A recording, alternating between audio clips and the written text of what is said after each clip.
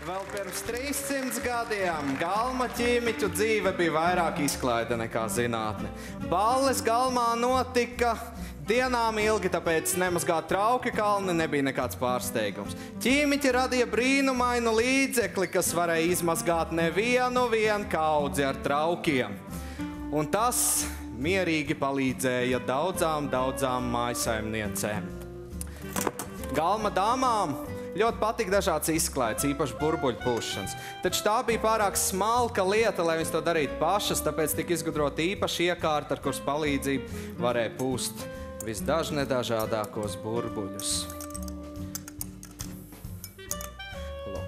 Galma kungi bija arī tikpat nepacietīgi, cik dāmas, tāpēc viņi nevarēja sagaidīt, ka vīns gadiem ilgi briest līdz sagaida savu ideālo aromātu. Tāpēc pēc dažiem eksperimentiem vīna brūvēšana bija vien nieka glāzes pārlējiena ilgs process. Pēc gardā vīna baudīšanas Galma kungi skrēja lekt saviem rumakiem sedlos.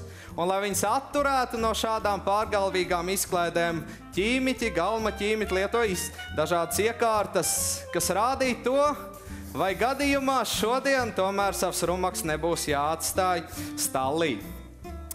Pats Galms bija bezgala bagāts, tik bagāts, ka nauda peldēja pat glāzēs.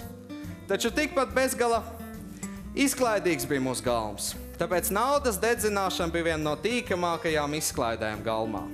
Šādi gan nauda ātri beidzās. Tāpēc alķīmiķi un mēs, Galma ķīmiķi, radījām burvīgu dzīru, kas ļāva naudai degt, bet neaizdegties. Pati Galma dzīve bija salda un ugunīga.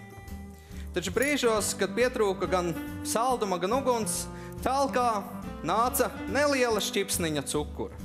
Un pavisam mazs piliens burvīgas cukurotas ciras.